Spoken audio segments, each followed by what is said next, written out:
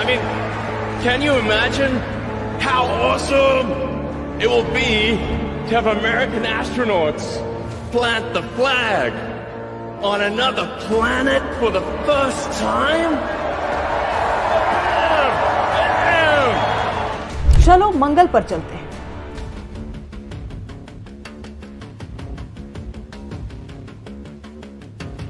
Mars को लेकर Elon Musk का ये ट्वीट एक बार फिर से चर्चा में है। वजह यह है कि इस ट्वीट में मस्क का वो सपना छुपा है जिसको पूरा करने के लिए मस्क अपना सब कुछ दांव पर लगाने को तैयार है। दरअसल मस्क का सपना है कि मंगल पर बस्तियां हो, सड़कें हो, गाड़ी हो, इंडस्ट्री हो, दुकानें हो और घर बनाकर लाखों लोग मंगल पर बिल्कुल ऐसे रहने लग जाएं जैसे धरती पर रहते हैं।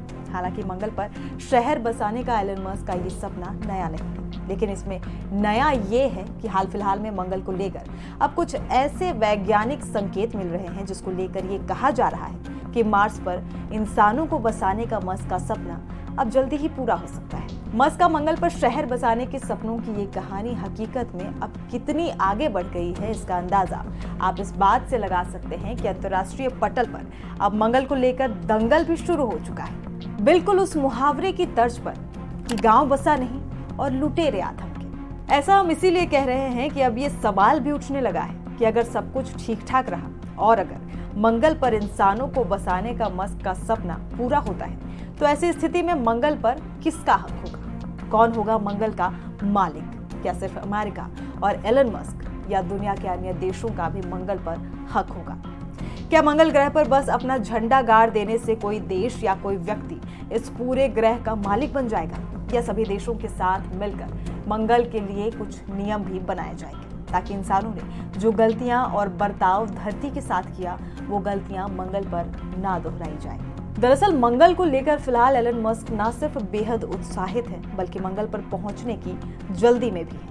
मस्क की प्लानिंग के मुताबिक ज्यादा से ज्यादा महज अगले 20 सालों में वो मंगल पर 1 लाख लोगों की आबादी वाला एक पूरा का पूरा शहर बसाना चाहते हैं। इसका खाका भी उन्होंने तैयार कर लिया है और अब इस सपने को पूरा करने के लिए वो अपना सब कुछ दांव पर लगाने को भी तैयार है। इसके पीछे जो वजह है वो ये कि अमेरिका के ब्राउन यूनिवर्सिटी में किए गए एक ताजे शोध के मुताबिक पुख्ता तौर पर इस बात की पुष्टि हुई है कि एक वक्त ऐसा भी था जब मंगल ग्रह पर पानी था। ब्राउन यूनिवर्सिटी के वैज्ञानिक एडम वैलेंटिनास और उनकी टीम का दावा है कि मंगल ग्रह का ये लाल मटमैला रंग ही कभी वहां पानी होने की बात की पुष्टि करता है। प्रोफेसर एडम के मुताबिक दरअसल मंगल ग्रह की ये लालिमा असल में मंगल पर पाए जाने वाले खनिजों की वजह से ही है। अपने ताजे रिसर्च में एडम वैलेंटिनास और उनकी टीम ने पाया कि मंगल की धूल में फेरीहाइड्राइट नाम का एक खनिज है। इस खनिज में लोहे की मात्रा भी मिश्रित है। लेकिन इस शोध का सबसे दिलचस्प पहलू ये है कि फेरीहाइड्राइट वही बनते हैं जहां ऑक्सीजन और पानी लोहे के साथ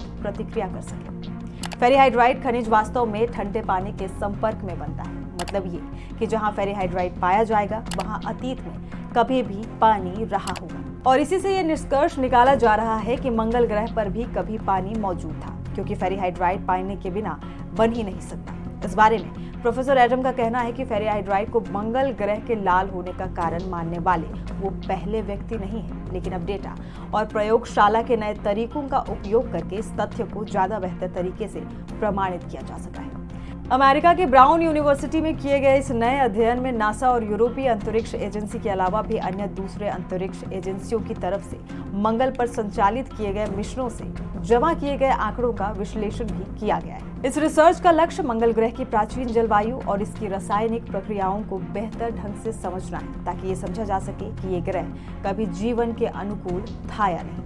वैज्ञानिकों द्वारा किए जा रहे शोध के अलावा मंगल ग्रह की प्राचीन जलवायु को समझने के लिए नासा का परसीवरेंस रोवर भी मंगल पर लगातार नमूने इकट्ठा कर रहा है। परसीवरेंस रोवर एक कार के आकार का मार्स रोवर है जिसे नासा के मार्स 2020 मिशन के हिस्से के रूप में मंगल ग्रह पर जेजेरो क्रेटर का पता लगाने के लिए डिजाइन किया गया है। बता दें कि जेजेरो क्रेटर मंगल ग्रह पर पाए गए एक गड्ढे को कहते हैं। माना जाता है कि इस गड्ढे में कभी पानी भरा रहा होगा।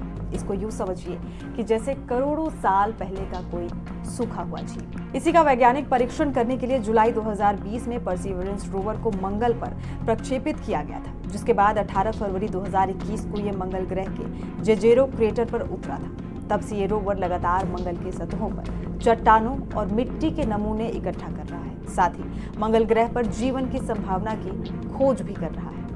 परसिवरेंस रोवर द्वारा भेजे गए इस नमूने का विश्लेषण करके ये पता लगाया जा रहा है कि क्या मंगल वास्तव में कभी रहने योग्य था या नहीं। लेकिन ताजे रिसर्च से जो सबूत मिले हैं वो मंगल पर फेरीहाइड्राइट के बनने की तरफ इशारा कर रहे हैं और वैज्ञानिकों के मुताबिक फेरीहाइड्राइट वहीं बनते हैं जहां हवा या अन्य स्रोतों से ऑक्सीजन और पानी लोहे के साथ प्रतिक्रिया कर सके। हालिया रिसर्च के इन्हीं परिणामों से उत्साहित होकर एलन मस्क की कंपनी स्पेसएक्स अगले 2 सालों में मंगल ग्रह पर अपने सबसे बड़े रॉकेट स्टारशिप को भेजने की योजना भी बनाने लगी है।